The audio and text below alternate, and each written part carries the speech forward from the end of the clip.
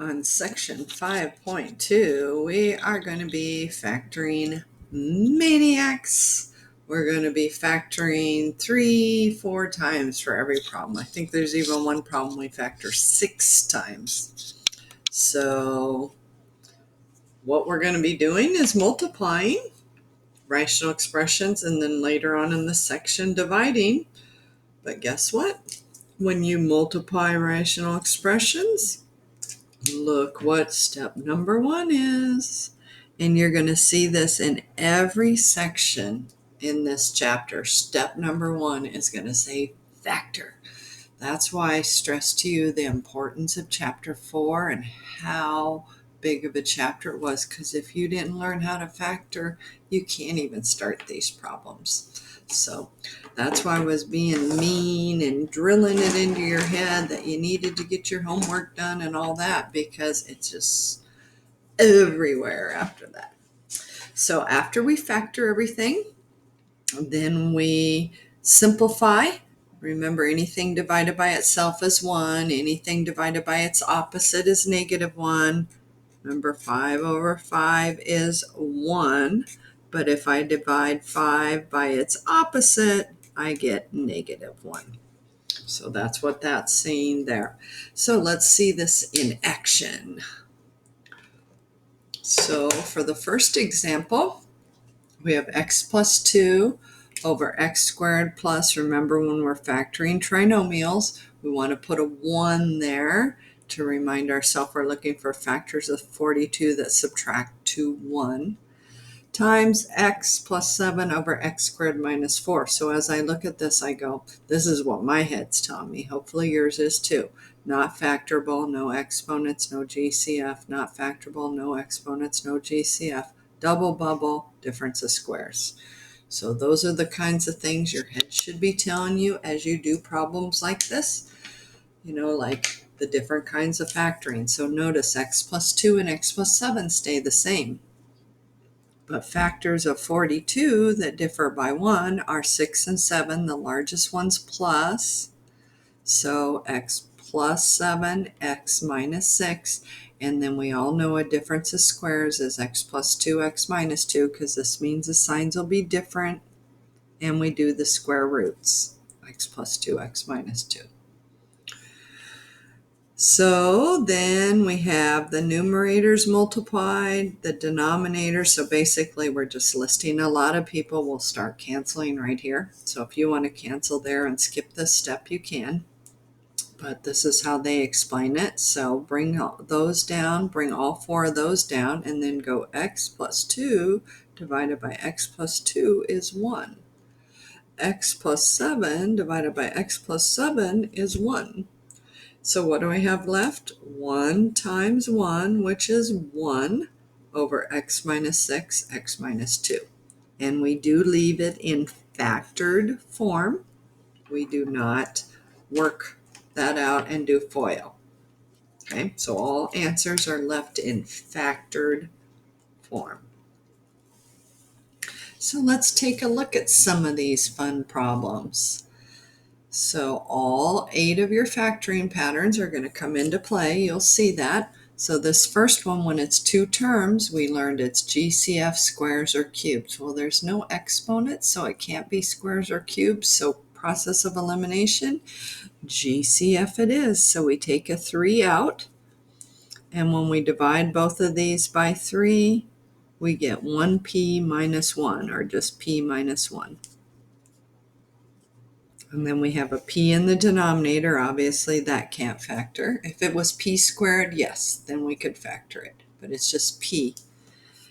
Here is 7p squared, so we can write it as 7 times p times p. And you're probably thinking, why is she doing that? Well, I need to be able to cancel.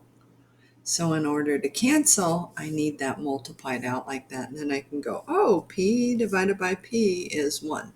So yes, even when I have a 7p squared, it's none of our factoring patterns from chapter 4, but we can at least expand it out.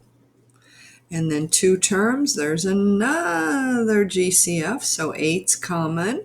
There's no exponents, so we know it can't be squares or cubes. And again, I get p minus 1.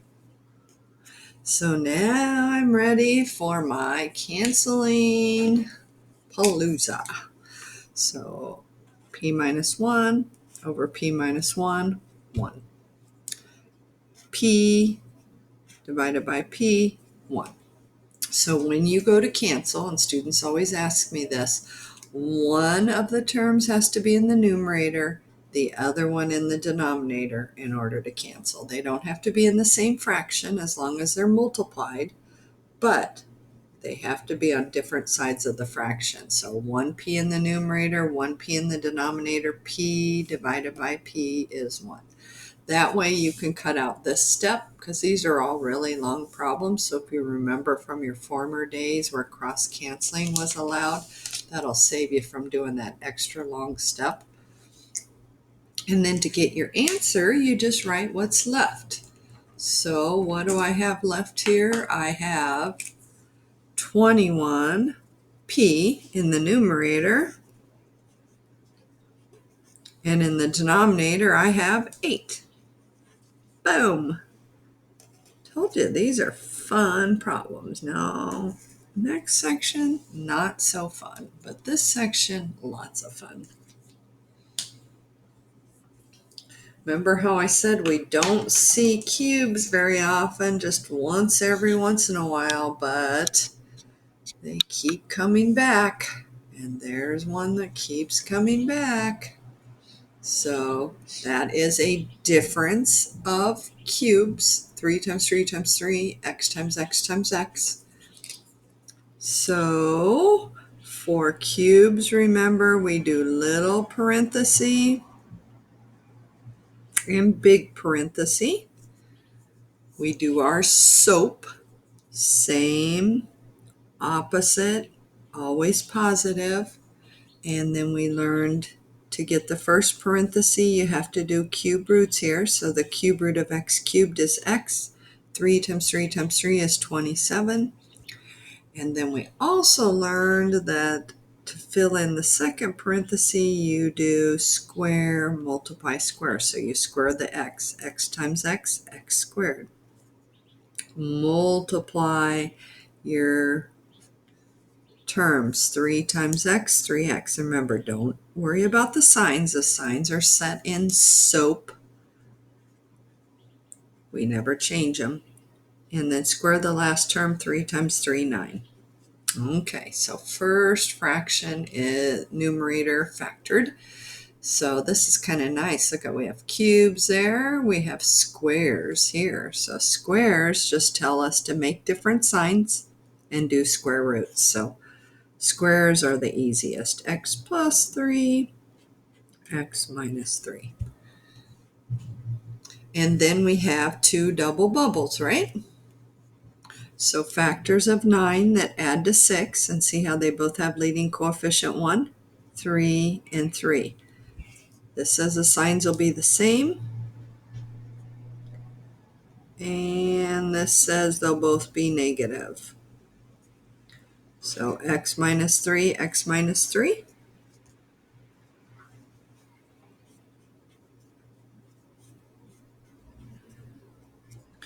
Okay, now some students get tricked on this next part, so don't be one of those students. Factors of 9. We have two sets of factors of 9 that add to 3. Do these add to 3? No. Do these add to 3? No. They add to 6. So this is prime. Don't touch it. It just comes over as is, x squared plus 3x plus 9. But students think, oh, I must be doing something wrong. I'm just going to pick one. I'm going to pick that one. Don't do it. When you FOIL x plus 3 times x plus 3, you get x squared plus 6x plus 9, not x squared plus 3x. This says factors of 9 that add to 3. These add to 10. These add to 6. There aren't any, so then we just leave it. So now we're ready for Cancel Mania. Remember, all that's required is one's in the numerator, one's in the denominator. They can be in the same fraction or they can be in different fractions as long as they're separated by multiplication symbol. So, no, not the same. Look at that. Woohoo!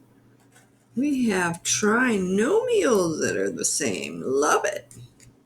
So what's my answer going to be? X minus 3 squared, and it's not opposites with x plus 3. Remember, opposites have to have both signs different. These both have a positive x. Yes, the 3's are opposites, but the x's aren't, so don't cancel those. And the denominator is x plus 3. So opposites would be like, let me just put a little bubble over here. This would be opposites. X minus 3 and 3 minus x.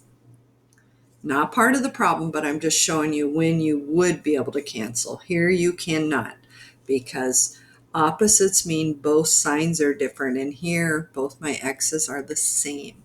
But look here, positive x, negative x. Negative 3, positive 3. So when you do have opposites, yes, they cancel to give us -1. But these are not opposites because both signs are not different. The 3's are, but the x's aren't. Here, the x's are different and the 3's have different signs. So just FYI, don't get too cancel crazy that you're not paying attention to what's going on. Okay, so time to shut off the video. This is one for you. So this will be a really good one to practice on, very similar to the test. We'll put this down as a test question. So go ahead and practice on it and then turn your video back on and we will check it together. I believe this is number 3 on the test.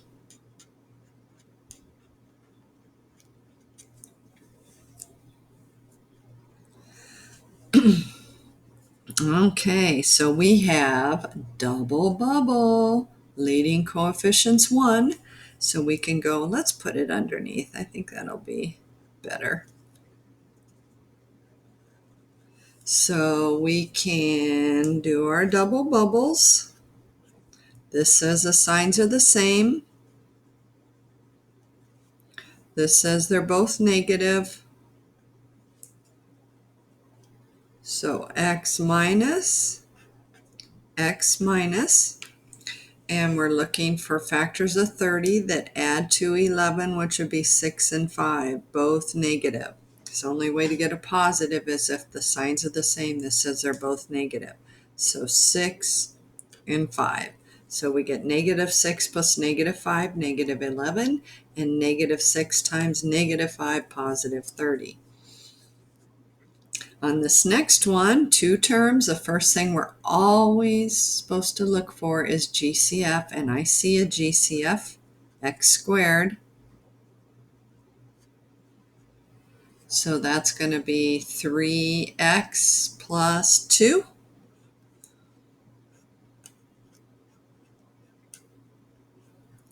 So 3 divided by 1 is 3. 3 minus 2 is 1.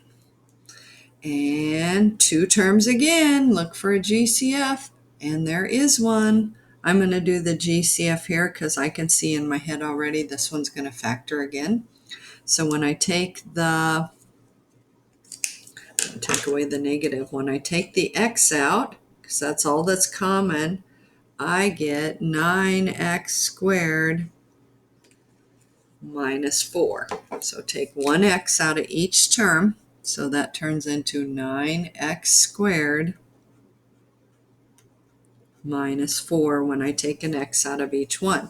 Well, then I saw in my head, oh, that's a difference of squares. So I keep the x, and then I do my difference of squares, which would be 3x plus 2, 3x minus 2. We do the square roots and we add them once and we subtract them after that. And then here we just have 4 common, GCF of 4. And we'll do the canceling on the next video since we're almost out of time.